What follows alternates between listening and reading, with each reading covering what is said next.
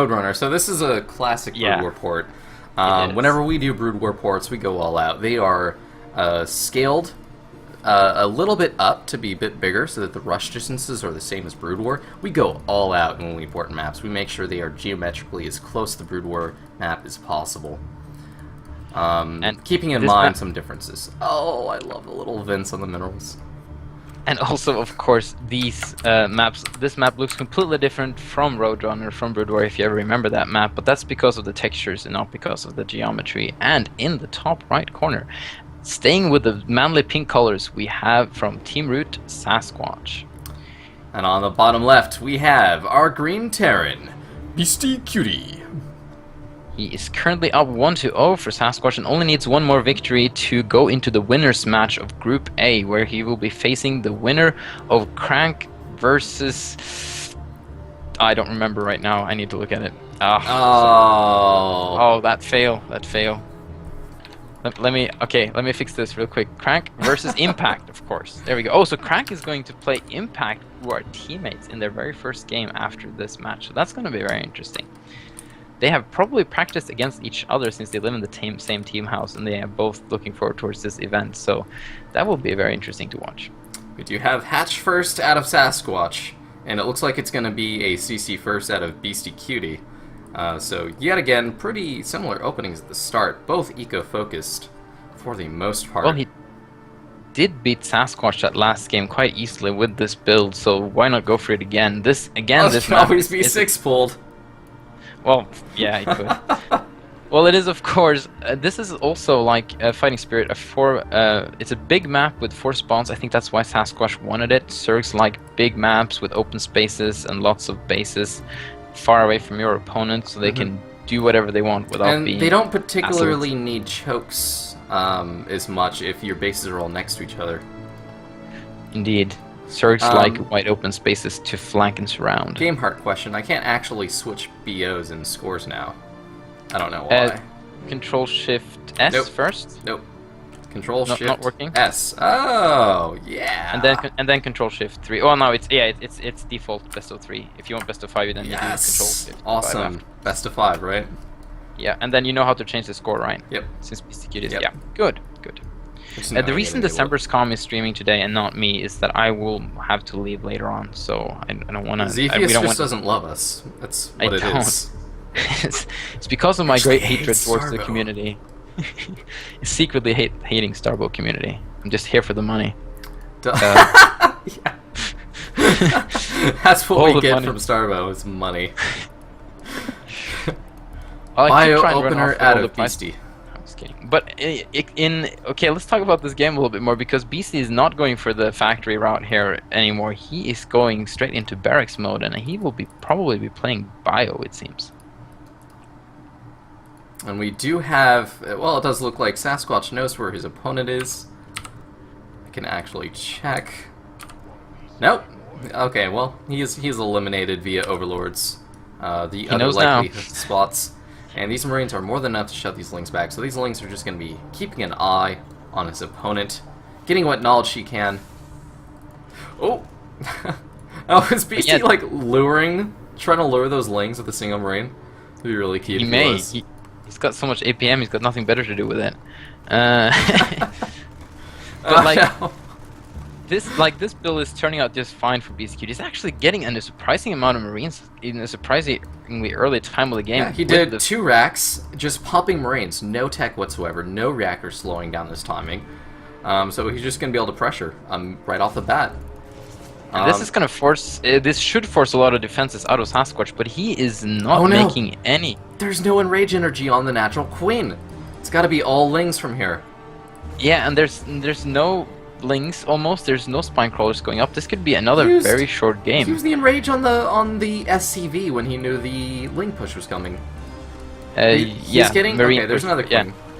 Yeah. That's just not enough to handle this many Marines. Spine is going 12 down. Zerglings on the way and Baneling Nest on the way. He may be able to. Beastyqt is a little bit reluctant to try and commit here. He's going for the high ground. He's going to check the 3rd base, I guess. But here comes the enrage. But the queens are awful creep. They're is the third base, and he wants to deny that instead of trying to attack the natural, and he might be able to. And this is smart. And the lings, I mean, the queens can no longer provide any protection with the lings. And man, this is doing work. He is forced out so many lings. He might deny the hatch. He's baiting out so much energy out of these queens. These queens are not at home injecting. Yeah, this is he's not actually going to get this hatchery, it seems, and I think that's why he's not overcommitting these Marines, because they have already done a lot of damage, or even, but it's indirect damage. In the form of lost drones. That third hatch goes up for Sasquatch. Well, very little health, so he could try and maybe snipe that hatchery later. It does heal up, but very slowly. In the meantime, though, we see the Baneling tech from Sasquatch layer on the way, and Beastyqt is taking up towards science vessels. I would believe he's at least getting a factory down, and I think he's just going to use that for taking further and staying with the bio. Yep, Beastyqt also getting stim, getting +1 upgrades. He's pretty much doing everything right at this moment, and what he really needs to be careful about is just not losing his army. That's the thing that can get this game turned around, unless he has a good trade, of course, and there's no army left for Sasquatch as well. Alright, another Marine push is coming out on the field. Doesn't look like there's a whole lot of forces out of Sasquatch to defend against this. And he saw it a little bit late since he just didn't have any units in position. There's some slow banelings, and they don't get any bonus speed on creep, so slow links are very easy to kite versus, unless your name is Cepheus and don't have a chance. But for other players, it is quite easy, and he's going to try and snipe this hatchery now, sending a few Marines in front to try and tank that baneling damage, and the hatchery does go down. The banelings will probably connect to a few of the Marines. Split! That pre-split is just... There's no way Banes are doing anything at that point. Oh my. Yeah, that was incredibly well played from Beastyqt, and wow, feeling almost like Beastyqt is outclassing Sasquatch here just a little bit. It definitely seems like it. don't want to say that Sasquatch is a bad player, because he definitely isn't. But Beastyqt, man, he is on top. He is at his A game at the moment. Looking very strong. He has been, of course, playing a lot more Starbow lately than most other players have. We have also Beastyqt now getting his third base, and there's really nothing Sasquatch can do about that at this time. Sasquatch getting his Spire up, but that'll be the least effective against a Terran who will have his tech. He's getting his Fusion Core up. He's got Bio with Stem. He's going to have +1. Does he have range yet? On the Marines? Yes, he does have range. His Bios is just really good against Muta. It is, yeah, like you said, one attack range will be up soon too. Actually, okay, hang on. We have another engagement trying to poke here. The Banelings again trying to connect.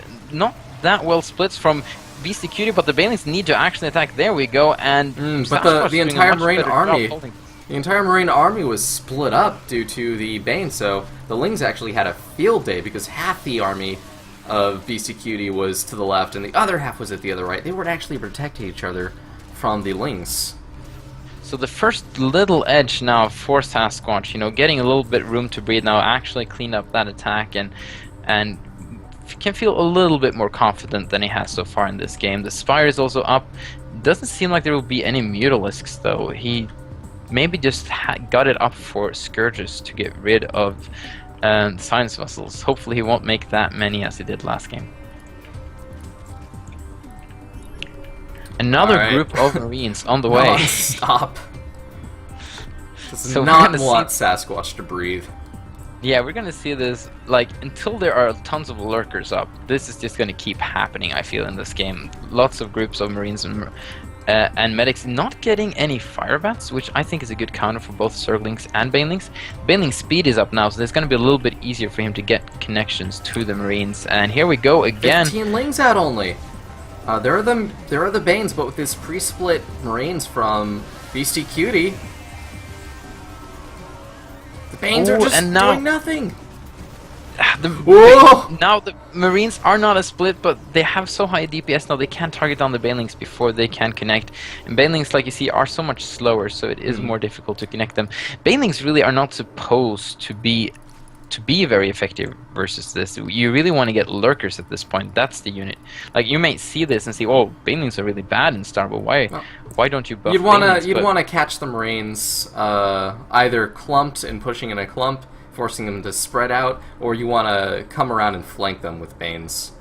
Yeah, or you just actually want to get lurkers. That's the point. But they're still pretty good against bio. I hear a lot of Zerg players do use banelings, so as to their effectiveness, I hear it's still pretty good against bio. We have a Zergling run by though towards the third base of Beastyqt. It's going to spawn a lot of banelings there. There is a bunker there in place with Marines in it, but there's no planetary fortress. Planetary fortresses in Starbow, they have the same attack, but the attack needs to be activated and it has a cooldown and it only lasts for a certain amount of time, so you can bait out planetary attacks and then attack them later once they're on cooldowns. Big push coming out of Beastyqt. And oh, he's gonna actually catch the mutas! Alright, we do have a split this time, so only one muta will die from Marines. Here comes the run by. In the meantime, the banelings are attacking the third base of Beastyqt, rolling in here, gonna try and kill some of the workers. The bunker does a lot of damage to them, but it does get quite a bit of workers there, actually. Oh, tons of lurkers dead. But this push is deadly. Nice pre-splits again from Beastyqt. They both seem to staying on the same strats, just increasing their upgrades. Beastyqt is showing that if you want to play Starbow, you just have to make a lot and lots of Marines, being the Marine king of Starbow at the moment. And there we have it, GG.